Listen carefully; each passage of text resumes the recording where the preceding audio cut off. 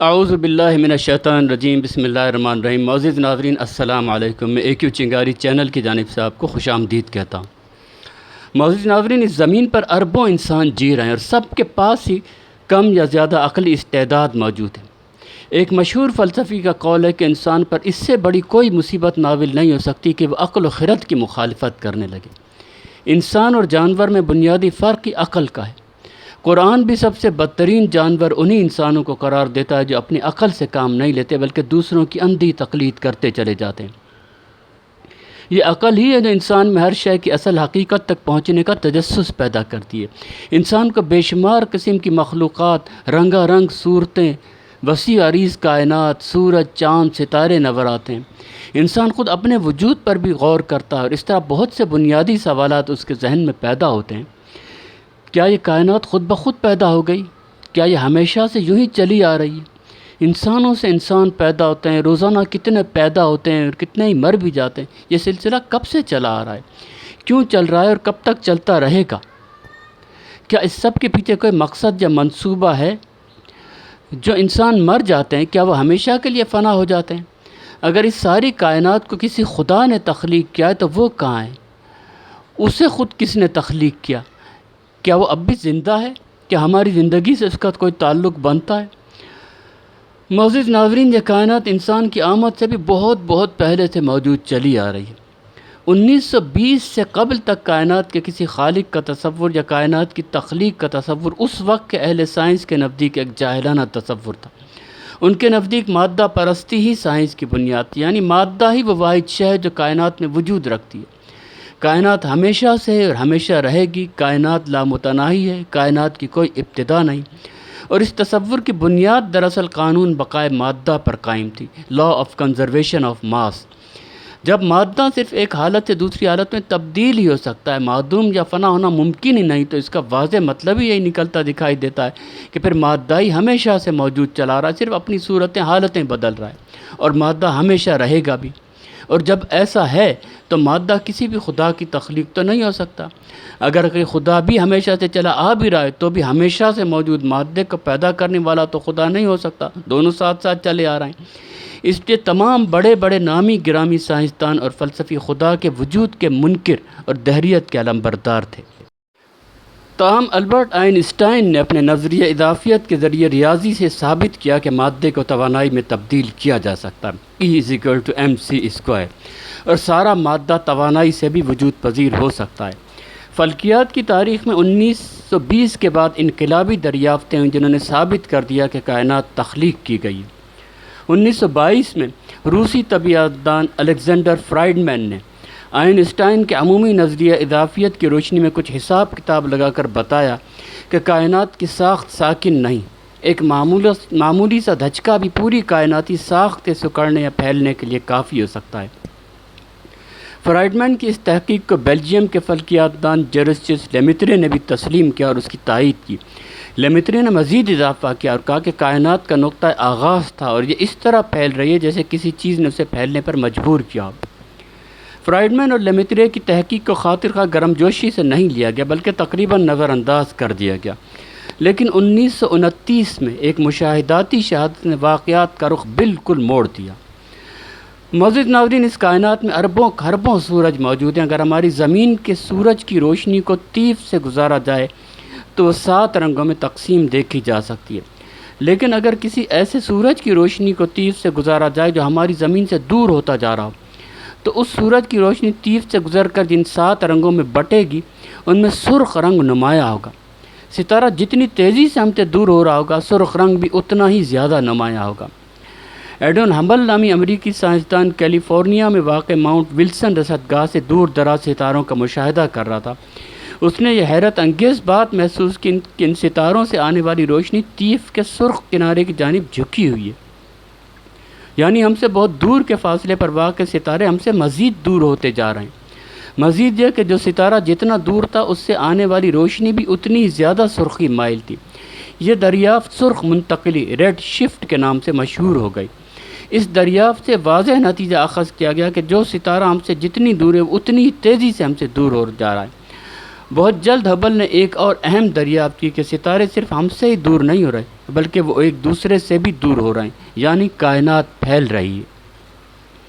کائناتی پھیلاؤ کی دریافت اور تصدیق کے ساتھ یہ سوال اٹھ کھڑا ہوا کہ اگر وقت گزرنے کے ساتھ ساتھ کائنات پھیل رہی ہے تو ماضی کے کسی نہ کسی لمحے پر ساری کائنات یقیناً ایک جگہ جمع رہی ہوگی۔ در حقیقت ماضی میں کوئی نہ کوئی لمحہ ایسا ضرور ہونا چاہیے جب کائنات کا سارا مادہ، ساری توانائی اور جو کچھ بھی کائنات میں موجود ہے وہ سب کا سب صرف ایک ہی جگہ موجود رہا ہوگا۔ یعنی ایک وقت ایسا بھی تھا جب ساری کائنات اپنی زبردست کشش ثقل کے باعث ایک مقام پر جمع تھی۔ ہماری ساری کائنات اسی معمولی حجم اور بہت زیادہ کثافت والی کمیت کے پھٹ پڑنے سے وجود میں آئی۔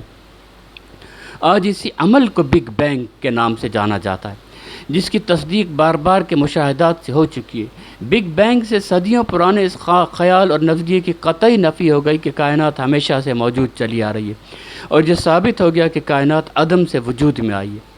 1948 میں جارج گیمو نے لیمیترے کے کام کو آگے بڑھاتے ہوئے ایک نیا سوال سامنے رکھا کہ اگر کائنات ایک زبردست دھماکے سے پیدا ہوئی ہے تو اس دھماکے کی باقیات میں سے یقیناً کچھ اشیاء باقی رہ گئی ہوں گی۔ ان اشیاء کو قابل مشاہدہ ہونا چاہیے اور یہ کہ انہیں تمام کائنات میں یکساں طور پر پھیلا ہونا چاہیے۔ یہ بات بالکل درست تھی، اور اب بگ بینگ کے نظریے کے صحیح یا غلط ہونے کا بڑی حد تک انحصار انہی اشیاء کی موجودگی پر منحصر تھا۔ ان اشیاء کو American telephone and telegraph کے ماہرین آرنو پنزیاس اور رابرٹ ولسن نے دریافت کر لیا، اور انہیں کائناتی پس منظر کی اشیاء کاسمک بیک گراؤنڈ ریڈیشن کا نام دیا گیا۔ 1989 میں ناسا کے جارج اسموٹ اور ان کی ٹیم کی طرف سے کوبے COBE cosmic back ground emission explorer نامی تحقیقی سیارچہ خلا میں بھیجا گیا، جس کا مقصد ہی کائناتی پس منظر کی اشیاء کی تصدیق کرنا تھا۔ اس سیارچے نے صرف 8 منٹ میں ولسن اور پنزیاس کے مشاہدات کی تصدیق کر دی، اور یوں بگ بینگ کے حق میں سائنسی اعتبار سے حتمی اور غیر متنازع ثبوت فراہم کر دیا، جس نے بگ بینگ پر ہونے والے تمام اعتراضات کو ختم کر دیا۔ ولسن اور پنزیاس کو نوبل انعام برائے طبیعیات دیا گیا۔ اس کے بعد مزید تحقیقات سے بگ بینگ کے وقت کا بھی اندازہ لگا لیا گیا۔ ہمارے سورج کی بھی عمر کا اندازہ اس بات سے لگا لیا گیا کہ سورج میں اب کتنی ہائیڈروجن باقی ہے اور کتنی ہائیڈروجن ہیلیم گیس میں تبدیل ہو چکی ہے۔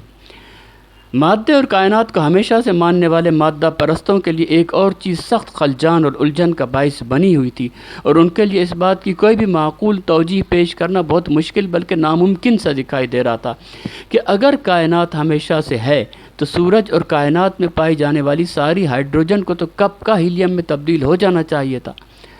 بہرحال سورج اور کائنات میں پائے جانے والی ہائیڈروجن اور ہیلیم کی مقداریں بالکل وہی پائی گئیں جو کہ بگ بینگ پر کیے گئے نظری تخمینہ جات کے مطابق ہونی چاہیے تھیں۔ یہ ایک بہت بڑا ثبوت ہے، یہ بجائے خود ناقابل تردید ثبوت ہے کہ کائنات ایک زبردست دھماکے سے وجود میں آئی ہے۔ بگ بینگ ایک دھماکہ تھا، لیکن دھماکے کے بعد کیا ہوتا ہے؟ چیزیں پھٹ کر اور چیتڑے اڑ کر بے ترتیب ادھر ادھر جا پڑتے ہیں۔ لیکن ایسے دھماکے کو کیا کہا جائے جس میں دھماکے کے بعد ہر چیز ایک منظم ضابطے اور قانون میں کستی ہوئی ایک ترتیب سے طے پا جائے؟ کیا جن ستاروں اور سیاروں کے درمیان ہم رہ رہے ہیں یہ مادے کا یوں ہی بکھرا ہوا ڈھیر ہے؟ یا نہیں، مادے کے بعد یہ منظم کہکشائیں کیسے بن گئیں؟ مادے کے ہی اجزاء نے ایک جگہ جمع ہو کر ستارے کیوں بنا دیے؟ مادہ دھماکے کے بعد بے ہنگم انداز میں پھیلا نہیں بلکہ منظم ہو کر جس طرح سیاروں، ستاروں، کہکشاؤں، کہکشانی جھرمٹوں کلسٹرز اور ان جھرمٹوں کے جھرمٹوں سپر کلسٹرز کی شکل اختیار کر گیا، یہ تو ایسا ہی ہے جیسے درختوں کے جھنڈ میں ایک بڑا بم پھٹے اور جب گرد و غبار بیٹھے تو پتہ چلے کہ بہت ساری میزوں، کرسیوں اور نفیس فرنیچر کی صورت میں نتیجہ برآمد ہوا۔ یعنی دھماکے نے درخت کی ساری لکڑیوں کے بعد یہ کچھ بنا دیا۔ کونیات کوسمولوجی کے ماہر پروفیسر آندرے لنڈی جو 2 مارچ 1948 کو پیدا ہوئے، جو رشین اور امریکن طبیعیات دان تھے، کہتے ہیں اپنی معیاری حالت میں بگ بینگ نظریے کے تحت یہ فرض کیا جاتا ہے کہ کائنات کے تمام حصے ایک ساتھ پھیلنا شروع ہوئے، مگر ابتدائے کائنات کے اس دھماکے میں کائنات کے مختلف حصے کس طرح ایک دوسرے کے ساتھ ہم آہنگ ہو سکے ہوں گے؟ کس نے اس کا حکم دیا تھا؟ اسی طرح آن جہانی سر فریڈ ہوئل جو 1915 میں برطانیہ میں پیدا ہوئے اور 86 برس کی عمر میں ان کا انتقال ہوا، وہ بھی بگ بینگ کے بعد کے نتائج پر حیران ہوئے بغیر نہ رہ سکے۔ وہ کہتے ہیں بگ بینگ نظریہ بتاتا ہے کہ کائنات کی ابتدا ایک زبردست دھماکے سے ہوئی، لیکن جیسا کہ ہم ذیل میں دیکھ سکتے ہیں کوئی بھی دھماکہ مادے کو دور تک بکھیر دیتا ہے، جبکہ بگ بینگ نے پراسرار طور پر اس کے الٹ اثر پیدا کیا، یعنی مادے کو آپس میں گوندھ کر کہکشاؤں کی شکل دے دی۔ دھماکے کے بعد مادے کے پھیلاؤ اور کشش کی قوت کے درمیان توازن کو ہی دیکھیے۔ اگر دھماکے کے بعد مادے کے پھیلاؤ کی قوت ذرا سی بھی زیادہ ہوتی تو مادہ بس پھیلتا ہی چلا جاتا اور کبھی یکجا نہ ہوتا۔ اسی طرح اگر کشش یعنی سکڑاؤ کی قوت ذرا سی بھی زیادہ ہو جاتی تو مادہ پھیلنے کے ساتھ ہی دوبارہ منہدم ہو کر اسی مقام پر مرکوز ہو جاتا۔ اہم سوال یہ ہے کہ آخر ان قوتوں کے درمیان توازن کی کون سی مقدار چاہیے تھی؟ آسٹریلیا کی ایڈیلیڈ یونیورسٹی میں ریاضیاتی طبیعت کے ماہر پروفیسر پال ڈیوس، جو 1907 میں پیدا ہوئے اور ان کا انتقال 1984 میں ہوا، انہوں نے بگ بینگ کے لمحے پر لازماً موجود حالات کی روشنی میں لمبا چوڑا حساب لگا کر جو نتیجہ حاصل کیا، اس کے مطابق کائنات کے پھیلاؤ کی شرح میں 10 کی قوت منفی 18 سیکنڈ یعنی 1 سیکنڈ کے 10 لاکھ کھربویں حصے سے معمولی زیادہ کا فرق آ جاتا تو آج کائنات موجود نہ ہوتی۔ پال ڈیوس لکھتے ہیں، محتاط پیمائشیں کائناتی پھیلاؤ کی رفتار کو اس قدر فاصل کے بہت قریب پہنچاتی ہیں کہ جس پر پہنچ کر کائنات اپنی کشش ثقل سے فرار حاصل کر لیتی اور ہمیشہ کے لیے پھیلتی رہتی۔ کائناتی پھیلاؤ کی رفتار اس حد فاصل سے ذرا کم ہوتی تو کائنات فوراً ہی منہدم ہو جاتی، اور اس رفتار کے ذرا سا زیادہ ہو جانے پر کائناتی مادہ کب کا مکمل طور پر بکھر چکا ہوتا۔ یہ سوال یقیناً دلچسپ ہوگا کہ آخر ان دو سانحات کے بین کائناتی پھیلاؤ بہت نپے تلے فائن ٹیونڈ انداز میں اس نہایت باریک حد فاصلے پر کیسے آ گئی۔ اگر بگ بینگ کے صرف 1 سیکنڈ بعد کائناتی پھیلاؤ کی شرح میں محض 10 کی قوت منفی 18 10 لاکھ کھربویں حصے کے بقدر بھی تبدیلی آ جاتی تو وہ کائنات کا نازک توازن تباہ کرنے کے لیے کافی ہوتی۔ لہٰذا اس سے یہی نتیجہ نکلتا ہے کہ کائناتی پھیلاؤ کی دماغہ خیز قوت ناقابل یقین درستگی کے ساتھ اس کی کشش ثقل سے مکمل ہم آہنگ تھی۔ بگ بینگ کوئی معمولی قسم کا ابتدائی دھماکہ نہیں تھا، بلکہ وہ تو خصوصی اہتمام کے ساتھ متعین کردہ طاقت کا حامل انتہائی غیر معمولی دھماکہ تھا۔ یعنی پال ڈیوس صاف طور سے کہنا چاہ رہے ہیں کہ دھماکہ کسی انتہائی ذہین منصوبہ ساز کی کارستانی تھا، جس نے پوری منصوبہ بندی کے ساتھ کیلکولیشن کے ساتھ یہ دھماکہ کیا اور پھر کامیابی سے اس دھماکے کو کنٹرول کیا اور اپنی مرضی کے مطابق نتائج حاصل کیے۔ آج کے دور میں اسٹیفن ہاکنگ کے نام سے کون آشنا نہیں؟ انہوں نے شروع سے کائنات کو اتفاقات کے تسلسل کی حیثیت سے بیان کرنے کی کوشش کی، لیکن کائنات کے پھیلاؤ اور سکڑاؤ کے مابین اس توازن کی داد دیے بغیر وہ بھی نہ رہ سکے۔ اسٹیفن ہاکنگ کے بقول اگر بگ بینگ کے 1 سیکنڈ بعد کائناتی پھیلاؤ کی رفتار میں 10 لاکھ کھربویں حصے جتنا معمولی سا فرق بھی آ جاتا تو کائنات اپنی موجودہ جسامت تک پہنچنے سے پہلے ہی کب کی ایک نقطے پر واپس مرکوز ہو گئی ہوتی۔ اصل سوال یہ کہ یہ غیر معمولی توازن کیا ثابت کرتا ہے؟ اگر ایک جگہ 10 لاکھ سکے پڑے ہوئے ہیں اور ایک دھماکہ ان کو کچھ اس طرح اچھال دے کہ ہر سکے میں گرنے کے بعد ہیڈ ہی اوپر آئے، یا پھر چاول کے کھیت میں ایک بم پھٹے اور جب گرد و غبار بیٹھے تو پتہ چلے کہ سارا کھیت اس بم کے دھماکے کے بعد 3 الگ الگ ڈھیروں میں تبدیل ہو گیا ہے، چاول کا ایک ایک دانہ الگ ایک ڈھیر کی صورت میں نظر آئے، پودوں کی ڈنڈیاں ایک الگ ڈھیر میں اور بھوسے کا ڈھیر الگ پڑا ہو۔ اس کا مطلب یہ ہوا کہ چاول کے کھیت میں ہونے والا دھماکہ کوئی عام دھماکہ نہیں، بلکہ پلاننگ اور کیلکولیشن کے بعد پہلے سے طے کردہ دھماکہ تھا۔ بگ بینگ کی نوعیت بھی بالکل ایسی ہی ہے، اور اس کا معقول جواب صرف ایک یہ کہ اس کائنات کو ایک زبردست خالق نے تخلیق کیا ہے۔ یہ دھماکہ اور توازن کوئی اتفاق نہیں، بلکہ ایک سوچی سمجھی منظم تخلیق۔ اس سلسلے میں سب سے دلچسپ پہلو یہ ہے کہ بگ بینگ کا نتیجہ اخذ کرنے والے Paul Davies, Arno Penzias, Fred Hoyle, Roger Penrose وغیرہ وغیرہ سب کے سب دین و مذہب کے سخت خلاف اور کٹر دہریے اور مادہ پرست لوگ ہیں، جن کی اس وقت تک کی ساری زندگی کائنات کو بغیر کسی خدا کے اور بغیر کسی منصوبے کے قائم رہنے والی ثابت کرنے میں گزری۔ یہ سب لوگ ایک ایسے نتیجے پر پہنچے جسے جھٹلانا بھی ممکن نہیں ہے، اور جسے تسلیم کرنا بھی نہ صرف ان کی خواہش کے بلکہ ان کی ساری زندگی کی تگ و دو کے بالکل خلاف جاتا ہے، بلکہ ان کی ساری زندگی کی محنت اور سوچ کے بڑے حصے کو غلط ثابت کرتا ہے۔ یہی وجہ ہے کہ سامنے کی سچائی کو تسلیم کرنے میں بھی ان میں سے اکثر لوگ کھلے دل سے کام نہیں لیتے۔ لیکن مشکل یہ ہے کہ جھٹلایا بھی نہیں جا سکتا۔ مادہ پرستوں کی ذہنی کیفیت کو ان کے الفاظ سے صاف محسوس کیا جا سکتا ہے۔ مثلا لامذہب فلسفی اینتھونی فلیو کہتے ہیں کہ اعتراف کر لینا روح کے لیے اچھا ہوتا ہے، لہٰذا میں اس اعتراف سے ابتدا کرتا ہوں کہ ہر ایک کٹر ملحد کو جدید کونیاتی اتفاق رائے کے باعث شرمندہ ہونا چاہیے، کیونکہ یوں لگتا ہے جیسے ماہرین کونیات اس چیز کا سائنسی ثبوت فراہم کر رہے ہیں جسے سینٹ تھامس نے فلسفے کی روشنی میں ناقابل ثبوت قرار دیا تھا، یعنی یہ کہ کائنات کی ابتدا ہوئی تھی۔ جب تک سکون و اطمینان کے ساتھ یہ سمجھا جاتا رہے کہ کائنات کسی آغاز یا اختتام کے بغیر وجود رکھتی ہے، تب تک یہ تقاضا کرنا آسان رہتا ہے کہ اس کائنات کی سنگ دلانہ موجودگی اور وہ ہر شے جو اس کے بنیادی خد و خال کی تشکیل کرتی ہے، ان سب کو حتمی وضاحت کے طور پر قبول کر لیا جائے۔ اگرچہ مجھے یقین ہے کہ لامتناہی کائنات کا خیال اب بھی درست ہے، مگر بگ بینگ کی سائنسی حقیقت سامنے آ جانے کے بعد اس نقطہ نگاہ پر قائم رہنا مشکل ہی نہیں بلکہ ناقابل اطمینان بھی۔ جیسا کہ ہم نے کہا، اگر آپ نے ساری زندگی خدا کے وجود کے انکار پر محنت کرتے ہوئے گزاری ہو اور آخر میں ٹھوس حقیقت سامنے آئے کہ آپ کی ساری زندگی غلط سوچتے اور غلط سمت محنت کرتے ہوئے گزر گئی، تو اتنا آسان نہیں ہوتا کہ سچائی کو کھلے دل سے تسلیم کر لیا جائے۔ مادہ پرست برطانوی سائنسدان ایچ پی لپسن کہتے ہیں، اگر زندگی کا تمام مادہ ایٹموں، اشعاع اور کائناتی قوتوں کے باہمی عمل دخل سے وجود میں نہیں آیا تو اس کی موجودگی کا کیا مطلب ہے؟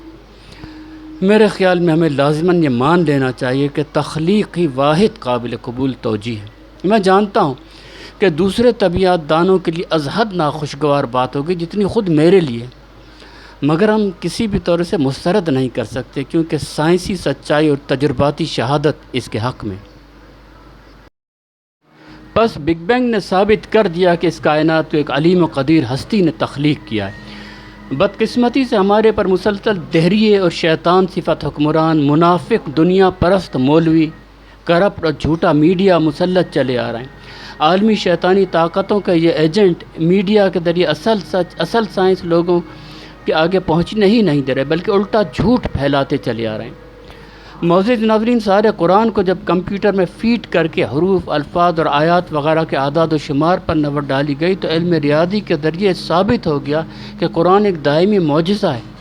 ہمارے AQ چنگاری چینل نے یہ ریاضیاتی ثبوت اور اعداد و شمار 4 ویڈیوز کی صورت میں پیش کیے جو دلچسپی رکھنے والے حضرات کے لیے بہت اہمیت کے حامل ہیں۔ ہم نے باقاعدہ اعداد و شمار کی ایک ٹیبل پیش کی ہے جو علم ریاضی کے تحت قرآن کا دائمی معجزہ ہونا ثابت کر کے رکھ دیتی ہے۔ ہمارے چینل پر یہ ویڈیوز دستیاب ہیں۔ البرٹ آئنسٹائن نے صاف صاف کہہ دیا تھا کہ سارا مادہ اور توانائی اخلاقی اقدار کے بارے میں ہماری 1 انچ بھی رہنمائی نہیں کر سکتا، یعنی نیکی، بدی، ایمانداری، سچائی، جھوٹ، محبت، نفرت، حسد، مامتا وغیرہ کو کسی لیبارٹری میں ٹیسٹ نہیں کیا جا سکتا۔ یہ اخلاقی اقدار ہیں جن کا میدان ہی الگ ہے۔ سائنس کا ان اقدار سے کچھ بھی لینا دینا نہیں ہے، لیکن آئنسٹائن کے بھی اصل موقف کو چھپایا گیا۔ مسئلہ یہی تھا کہ اگر اللہ کے وجود کو مانا جائے تو پھر سائنسی طریقہ فکری قدم آگے بڑھاتا ہے کہ کیا اس خدا نے ہم سے کوئی رابطہ کیا؟ کیا اس خدا نے ہماری زندگی کا کوئی مقصد متعین کیا؟ اور یہ سائنسی پیش رفت ہمیں یقینی طور سے خدا کے آخری پیغام قرآن سے متعارف کروا کر ہی رہتی ہے، اور ساری عالمی طاقتیں، عالمی میڈیا سب سے زیادہ قرآن کی اصل تعلیم سے ہی خوفزدہ ہیں، کیونکہ قرآن کی تعلیم ان کا اخلاقی گھناؤنا کردار، ان کے جھوٹ سب بے نقاب کر کے رکھ دینے والی تعلیم ہے۔ ان شیطانوں کو لات مار کر دنیا کی فرماروائی سے معزول کر کے دنیا کی زمام کار نیک اور صالحین کے ہاتھ میں دینے کی بات کرتی ہے۔ یہ جو کچھ ہم عرض کر رہے ہیں اس کا ثبوت آپ کو آئنسٹائن کے درج ذیل الفاظ سے مل سکتا ہے۔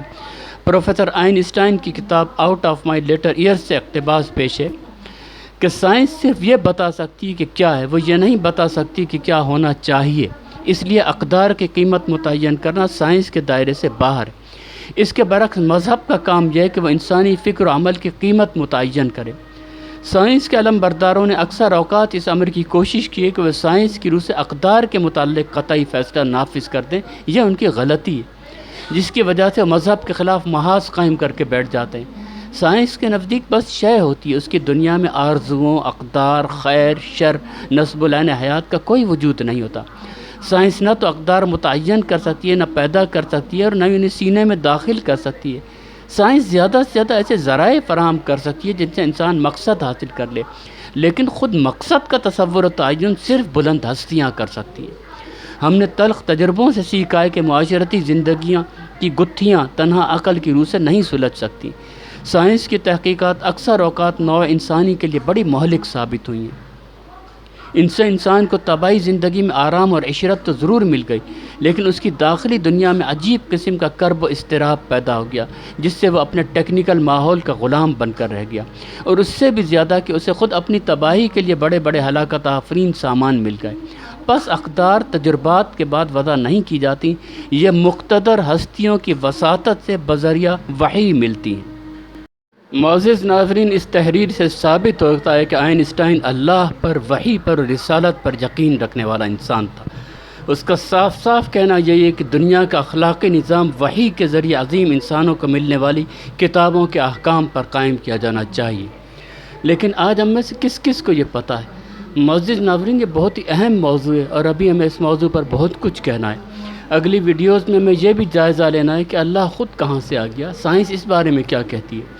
ہمارے اے کیو چنگاری چینل سے وابستہ رہیے، ہم مسلسل آپ کے سامنے وہ سچ اور وہ حق کھول کھول کر بیان کر رہے ہیں جسے عالمی دجالی شیطانی میڈیا اور منافق مولوی چھپائے چلے جا رہے ہیں۔ اس چھپائے گئے سچ اور حق کو آپ انٹرنیٹ تک پہ آسانی سے تلاش نہیں کر سکتے، کیونکہ قرآن دشمن دجالی طاقتوں نے انٹرنیٹ پر سرچ کا سسٹم بھی فریب کے کئی تانوں بانوں میں چھپا کر رکھنے کی پوری کوشش کی۔